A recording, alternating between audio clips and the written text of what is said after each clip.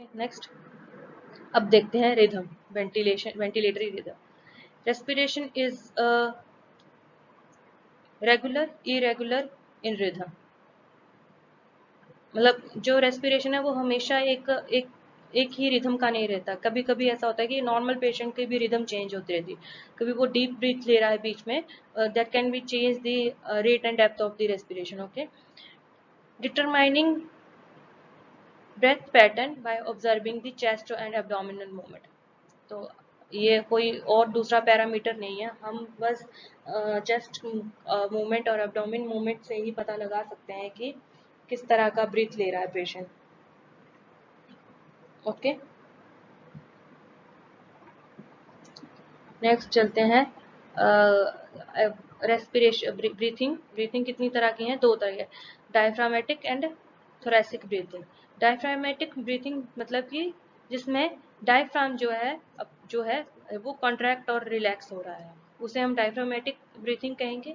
ये जो है आमतौर पे एक हेल्दी मेल में और चाइल्ड में होता है। चाइल्ड और मेल किस तरह की ब्रीथिंग करते हैं, याद रखना, एक एमसीक्यू आ सकता है। वो करते हैं diaphragmatic breathing. Okay, and can be observe by watching the abdomen. तो एब्डोमिन को देखने से हम पता लगा सकते हैं कि ओके कि उसकी rate and depth and rhythm कैसी है। तो याद रखना डायफ्रामेटिक क्या है, तो वर्ड से ही पता चला है। डायफ्रामेटिक मतलब डायफ्राम से रिलेटेड होगा, तो डायफ्राम क्या कर रहा है यहाँ पे, रिलैक्स एंड कॉन्ट्रैक्ट कर रहा है, और ये होता है मेल एंड चाइल्ड में। थोरेसिक ब्रीथिंग, तो वर्ड ही शो कर रहा है थोरैक्सिक, मतलब थोरैक्स का एरिया ही मूव करेगा। तो observing the movement on the upper chest. Okay, जो हमारा थोरेसिक एरिया उसको देखना है वो किस तरह से मूव कर रहा है, और ये होता है बेसिकली मेनली पाया जाता है ऐसी रेस्पिरेशन मेल्स में, फीमेल्स करती हैं। ओके, अब हम कहते हैं, मैंने लेबर्ड रेस्पिरेशन वैसे पढ़ा दिया, बट यहाँ पे मैं एक बता देती हूँ। Laboured respiration involve the accessory muscles of abdomen and it is visible in the neck. So यहाँ पे वैसे तो नॉर्मल रेस्पिरेशन में हम एसेसरी मसल्स एब्डोमिन नहीं, एसेसरी मसल्स ऑफ नेक का यूज नहीं करते, पर यहाँ पे किया जा रहा है। तो यहाँ पे एसेसरी मसल्स का यूज हो रहा है, और हमें वहाँ नेक पे पता चल रहा है कि यहाँ पेशेंट लेबर्ड रेस्पिरेशन कर रहा है। लेबर्ड का मीनिंग होता है फोर्सफुल। ओके, फोर्सफुल रेस्पिरेशन हो रही है। ओके, अब पढ़ेंगे ventilation depth. Okay, ventilation depth क्या है कि कितनी गहरा सांस ले रहा है। चलो ठीक है। Assess the depth of respiration by observing the degree of exertion or the movement of chest। मतलब exertion होता है कि उसकी chest wall कैसे move कर रहा है। exertion का meaning है movement of chest wall, उससे हम depth को पता कर सकते हैं। ओके, तो चेस्ट पे आप पीछे से हाथ रखेंगे, जब वो पेशेंट इनहेल करेगा तो वो आपके हाथ किस तरह से मूव कर रहे हैं आप वो पता लगा सकते हैं। Okay, ventilatory movement can be deep, shallow, normal और लेवर्ड। लेवर्ड का मीनिंग होता है फोर्सफुल ब्रीथिंग। इसमें क्या होता है कि जो आपकी नेक मसल है, एब्डोमिनल मसल्स हैं, वो ज़्यादा कॉन्ट्रैक्ट करती हैं हमें, और हमें नेक में रेस्पिरेशन ऑब्जर्व हो जाती है कि पेशेंट बहुत डीप ब्रीथ ले रहा है, वो होती है लेवर्ड रेस्पिरेशन। ओके, तो वेंटिलेशन की मूवमेंट कैसी हो सकती है, डीप, शैलो और नॉर्मल, लाइक नॉर्मल जो हमारी है, जो एक नॉर्मल पर्सन की होती है। और लेवर्ड मतलब बहुत ही फोर्सफुल रेस्पिरेशन है। Deep respiration involve the full expansion and full exhalation. Lung पूरी तरह से एक्सपैंड करेगा और पूरी तरह से एक्सहेल करेगा एयर को। ओके, तो वो आती है deep respiration. Shallow respiration are the slow, quiet, small quality of the air passes through the lung and ventilation movement are difficulty to see। तो shallow में मतलब कि शांत तरीके से जो ब्रेथ हो रही है उसमें क्या होगा, small amount of the air जाएगी लंग्स में, और ये वाली जो है शैलो रेस्पिरेशन ये डिफिकल्ट है, ये अच्छे से नहीं दिखाई देती। डीप तो हमें दिखाई दे जाएगी, जब वो जोर से डीपली ब्रेथ करेगा तो it is easy to see in the patient. Next हम पढ़ेंगे alternation in breathing pattern. So first है हमारा ब्रैडीपीनिया। ओके, ब्रैडीपीनिया क्या होता है, जिसमें जो हमारा रेट ऑफ रेस्पिरेशन है अब वो डिक्रीज हो गया होता है, स्लो, अब वो उसका अब नॉर्मल है, स्लो हो गया होता है, कितना 12 से कम, 12 से कम 12 से कम हो गया होता है, उसको हम ब्रैडीपीनिया कहते हैं। यहाँ पे आप ग्राफ में यहाँ शो हो रहा है कि ब्रैडीपीनिया का किस तरह से दिखता है। ये यूपनिया है, मतलब नॉर्मल रेस्पिरेशन। तो यहाँ इन दोनों में डिफरेंस ये है कि ये जो वेव लेंथ है यहाँ की, ये बढ़ गई है। ओके, ये ज्यादा है एज कम्पेयर टू नॉर्मल। अब ट्रैकीपीनिया है, इसमें क्या है कि रेट ऑफ रेस्पिरेशन रैपिड है, 20 से अबव है, तो ये देख सकते हैं यहाँ पे वेव लेंथ आपको कंपेयर टू कम है। हाइपर एपनिया है, इसमें रेस्पिरेशन आर लेवर increase in depth and increase in time. Okay, और greater than 20 breaths per minute occur normally during the exercise. तो ये एक्सरसाइज के टाइम पे बढ़ता है, उसको कहते हैं हाइपर एपनिया। हाइपर, तो ये है हाइपर एपनिया, इसमें जो एम्पलीट्यूड है वो बढ़ गया है, यहाँ पे एम्पलीट्यूड का डिफरेंस है, तो ये यहाँ पे एम्पलीट्यूड बढ़ गया है, ब्रेथ का एम्पलीट्यूड। ये देखते हैं, थोड़ा आगे पीछे हो गया मिनट। आप ऐसे भी देख सकते हैं कि यहाँ से यहाँ का ये एम्पलीट्यूड है, ये बढ़ गया है। ओके, अगर अगला आता है एपनिया। एपनिया में क्या हो रहा है कि respiration is for several second, कि रेस्पिरेशन बंद हो गया, रुक गई है फॉर सेवरल सेकंड, ये नहीं कि 2-3 सेकंड के लिए, काफी सेकंड के लिए रुक गया है, तो उसको कहेंगे apnoea. Okay, and persistent cessation result to respiratory arrest. अगर काफी देर तक एपनिया ही रहा तो वो क्या कर देता है, रेस्पिरेटरी अरेस्ट हो जाता है। ओके, तो यहाँ पे देखिए ये स्ट्रेट ग्राफ है, यहाँ पे ना वेव लेंथ आगे पीछे नहीं हो रही, बिल्कुल स्ट्रेट है, मीन्स यहाँ पे एपनिया आ गया, ये एपनिया को शो कर रहा है। Okay, hyperventilation, rate and depth of the respiration is increased. Okay, इसमें hyperventilation मतलब लंबी रैपिड ब्रीथ ले रहा है, लंबी ब्रीथ ले रहा है, गहरी सांस ले रहा है, तो ये क्या करता है, गहरी सांस आने लेने से हाइपर हाइड्रो सॉरी हाइपोकार्बिया हो जाता है। हाइपोकार्बिया क्या होता है, ऑक्सीजन की कमी इन दी ब्लड। ये क्यों हो रहा है, ऑक्सीजन सॉरी ऑक्सीजन तो नहीं है, सॉरी सॉरी ऑक्सीजन की कमी नहीं हुई, कार्बन डाइऑक्साइड की कमी हो रही है। तो ये क्यों हो रही है कार्बन डाइऑक्साइड की, क्योंकि रैपिड हाइपर वेंटिलेशन में क्या करते हैं, ज़्यादा से अमाउंट ऑक्सीजन की अंदर आती है और ज़्यादा कार्बन डाइऑक्साइड बाहर जाता है। ओके, ऐसा ही होता ना। अब जो लेवल ऑक्सीजन का अंदर ब्लड में होना चाहिए, सेचुरेशन उसकी अंदर ब्लड में होनी चाहिए, अब उससे कम हो गया है, 35 से 45 होना चाहिए कार्बन डाइऑक्साइड अंदर, तो अब कितना रह गया है अंदर, अब अंदर हो गया है मान लीजिए 20 तो बहुत कम हो गया, तो वो लीड करेगा हाइपो कार्बिया। ओके, तो याद रखना है हाइपर वेंटिलेशन तो क्योर क्या कर रहा है, क्योर करता है ये हाइपर कार्बिया को, और अगर ये लगातार लंबे टाइम तक हाइपर वेंटिलेशन बनी रहे तो हाइपोकार्बिया हो जाता है। तो ये दोनों चीजें कंफ्यूज कर सकती हैं, तो क्लियर रहना है। हाइपर वेंटिलेशन क्या वैसे क्योर करता है, हाइपर कार्बिया। अगर हाइपर वेंटिलेशन काफी देर तक बना रहे तो वो बना देता है हाइपोकार्बिया। ओके, समझ आ गया। यहाँ पे तो नहीं है ग्राफ में, पर आपको ये समझना है कि हाइपर वेंटिलेशन क्या है। आगे क्या है, हाइपोवेंटिलेशन। हाइपोवेंटिलेशन होता है रेस्पिरेटरी रेट इज एबनॉर्मली लो, अब बहुत लो हो गया है और डेप्थ उसकी भी बहुत कम है, डेप्थ भी उसकी एबनॉर्मल हो चुकी है, डिप्रेस हो चुका है। एंड अगर हाइपोवेंटिलेशन बना रहे, कम ऑक्सीजन इनहेल करे, तो वो काउज करता है हाइपरकार्बिया। ये भी वैसे ही उसकी तरह है, हाइपर वेंटिलेशन की तरह। अगर काफी देर तक हम हमारी जो ब्रेथ है वो स्लो रहे, ओके, उसमें उसकी डेप्थ डिप्रेस हो जाए, तो वो क्या काउज करती है, हाइपर कार्बिया। वैसे हाइपोवेंटिलेशन में क्या है कि जो ऑक्सीजन है उसको उसका लेवल इंक्रीज करने में ये काम करती है, कि इंक्रीज रहे ज्यादा ब्लड ज्यादा ऑक्सीजन का लेवल भी उसको ब्लड में आ जाए, तो वो ऑक्सीजन टॉक्सिक हो जाता है ब्लड। ओके, तो हाइपोवेंटिलेशन भी वैसे होना चाहिए, पर अगर काफी देर तक हाइपोवेंटिलेशन बना रहे तो वो क्या करता है, हाइपरकार्बिया। ओके, अगला अगला एबनॉर्मल ब्रेथ है काइन स्टॉक्स रेस्पिरेशन। ओके, तो इसको देखते हैं, यहाँ पे आपको ग्राफ भी मिल जाएगा।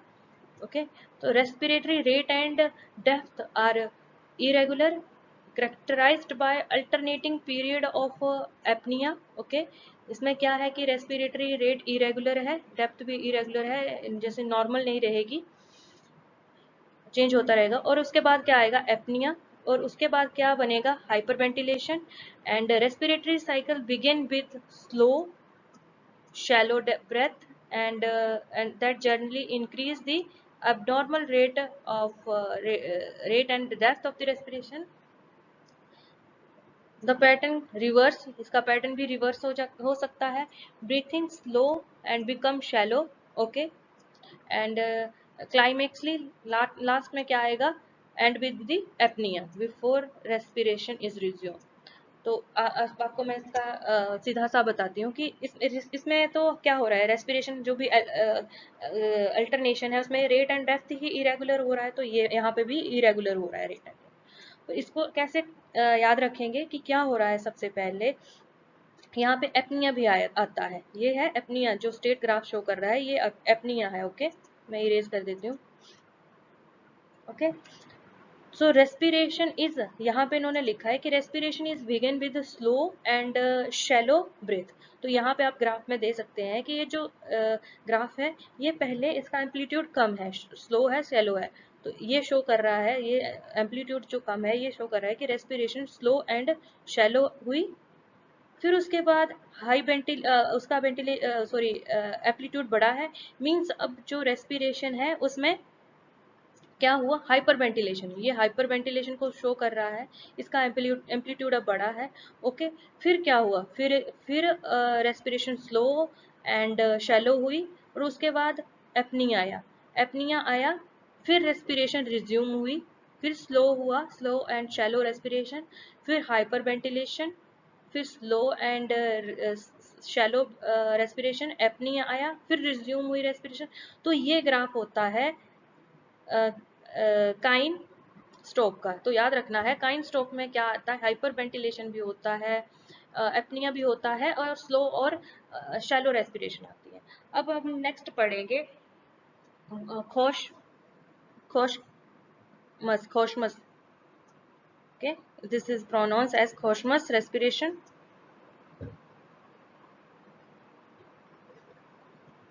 खोशमस respiration are abnormally deep, regular and increase rate of respiration। मतलब कि यहाँ पे irregular था और यहाँ पे ये रेगुलर ही रहेगी, एक जैसा ही रहेगा। जैसे कि आप ये देख सकते हैं, ये खोशमस का ग्राफ है, तो ये इस तरह से है, सॉरी ये तो गलत हो गया, किस तरह से शार्प एजेस हैं इसके, ऐसे ऐसे एक जैसे है ना। तो ये शो कर रहा है कि ये एक रैपिड, ओके, ये क्योंकि इसमें रैपिड इसलिए है कि इसमें कर्व नहीं है कोई भी, एक शार्प एजेस हैं, तो ये एक रैपिड और डीप है। ओके, तो ये एक इस तरह से ये रेगुलर रहेगा। तो ये तो सिंपल है कि ये rapid, sharp and increase respiratory rate. Okay, अगला है बायोट्स रेस्पिरेशन। बायोट्स रेस्पिरेशन का ग्राफ आपको ये है, मिल जाएगा। इसमें क्या है, respiration are abnormally slow for 2 to 3 breaths and followed by irregular period of apnea। तो इसमें क्या हो रहा है कि रेस्पिरेशन जो है स्लो हो रही है, स्लो हो जाएगी।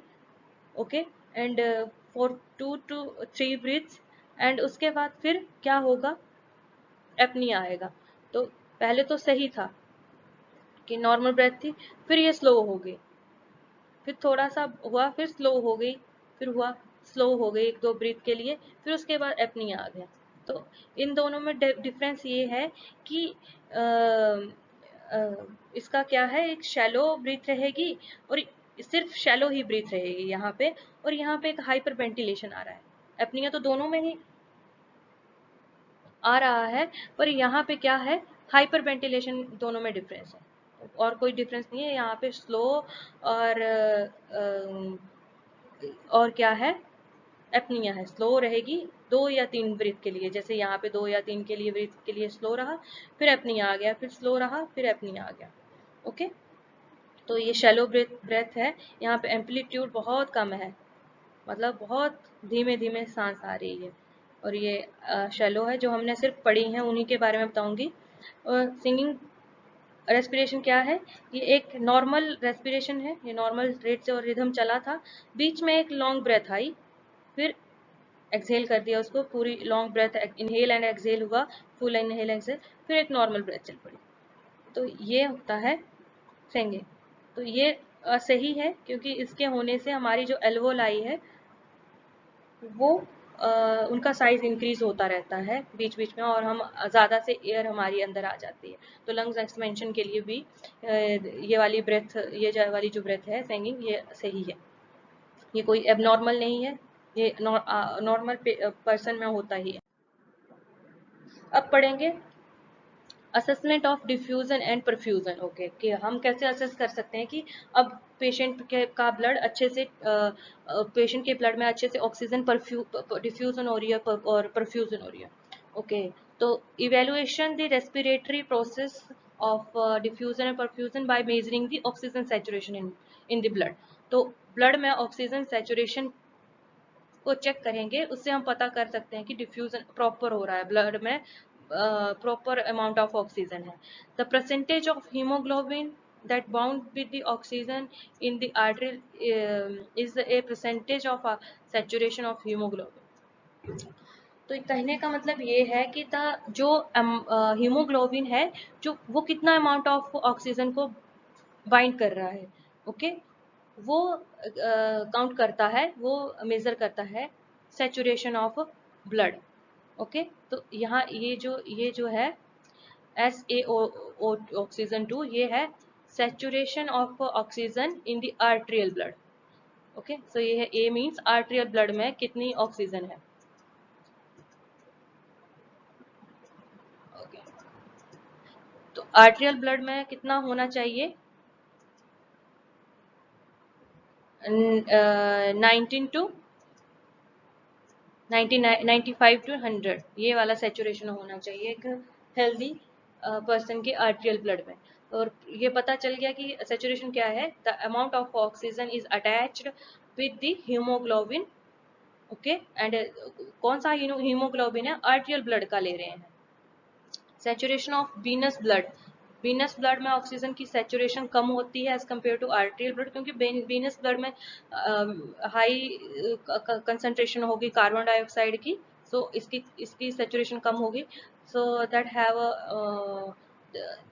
have removed of oxygen from hemoglobin and its saturation is 70%।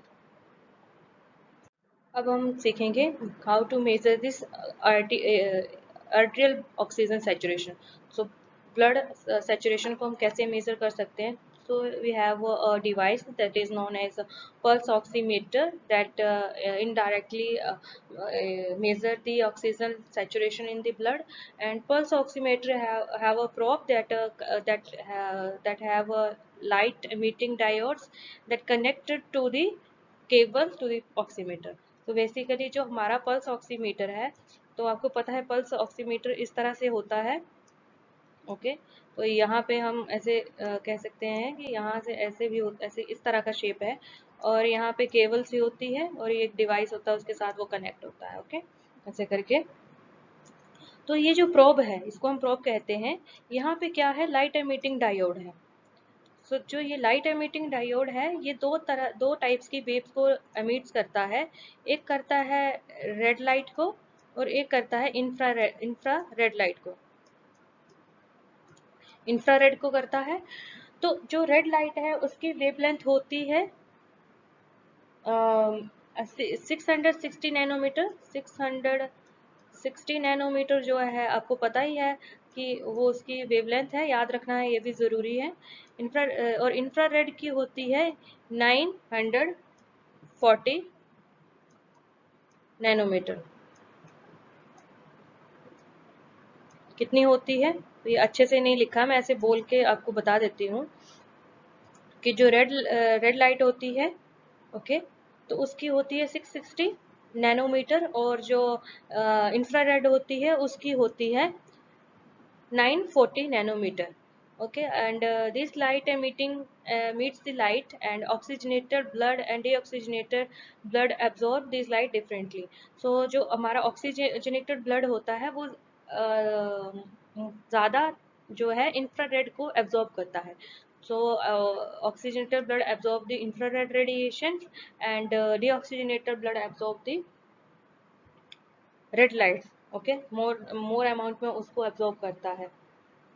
And इससे हमें ये डिटेक्ट कर सकते हैं कि कितना ऑक्सीजन लेवल है. वो एक अलग प्रोसेसर है. उसके अगर आप उसको भी सीखना चाहते हैं तो मुझे कमेंट करके ज़रूर बताएं, मैं उस पर भी वीडियो बनाऊंगी to how to assess the oxygenation level in the blood. Okay, so the photo detector present in the probe detect the amount of oxygen bound to the hemoglobin. So जो photo detector है, जो light emitting वहां से जा रही है, उसके बाद वो डिटेक्ट करेगा प्रोब, वो उसको हमें ये पता चल जाएगा कि कितना ऑक्सीजन है ब्लड के साथ. Pulse oximeter then calculate the saturation level. If the less than the 90%, that means it is a clinical condition है, emergency condition आ चुकी है, पेशेंट को immediately ऑक्सीजन सप्लाई करना है. ओके, वेंटिलेट करना है. तो नॉर्मल वैल्यू होती सेचुरेशन की 95 to 100. अबव 90 तो सेचुरेशन होना ही चाहिए. 90 से बिलो आया तो सोच लेना कि पेशेंट इमरजेंसी कंडीशन, अब इमीडिएटली उसको वेंटिलेट करना है, ऑक्सीजन सप्लाई करनी है. अब देखते हैं कि टाइप्स ऑफ प्रॉब्स कितनी तरह के होते हैं. तो एक तो डिजिटल, जो हम फिंगर में यूज करते हैं. ईयर लॉब्स प्रॉब, जो हम ईयर पे यूज करते हैं. Forehead probe. एंड सबसे ज्यादा जो एक्यूरेट सेचुरेशन बताता है वो है फोरहेड प्रोब, बिकॉज यहाँ पे बहुत ज़्यादा कैपिलरी है, और दैट्स वे मोर सेचुरेशन का पता चल जाता है. और इन digit probe means finger probe में हम जो अभी तक यूज करते थे वो हम इंडेक्स फिंगर यूज करते हैं. बट अब रिसेंट सर्च में ये सामने आया है कि जो हमारी मिडल फिंगर है, इंडेक्स फिंगर के साथ वाली जो फिंगर है, जो सबसे बड़ी वाली फिंगर होती है उसे मिडल फिंगर कहते हैं. अगर हम वहाँ पे हम प्रॉप को लगाएं तो वहाँ पे हमें ज़्यादा एक्यूरेट रीडिंग मिलती है. तो हमें मिडल फिंगर का अब यूज करना है.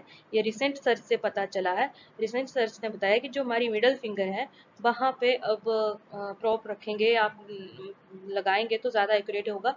इसका रीजन ये है कि यहाँ पे जो है रेडियल कैपिलरी भी आके मिलती हैं इस फिंगर में, और अल्नर कैपिलरी भी मिलती हैं. सो दैट्स वे ये ज्यादा एक्यूरेट है इंडेक्स फिंगर से. और फिंगर से ज्यादा कौन सा आया, फोरहेड प्रॉप. इट इज मतलब quicker than the finger probe. I hope you understand all the points regarding this respiration. If you have any doubt, any query, you ask the question in the comment box. I definitely answer your questions. Keep watching my video.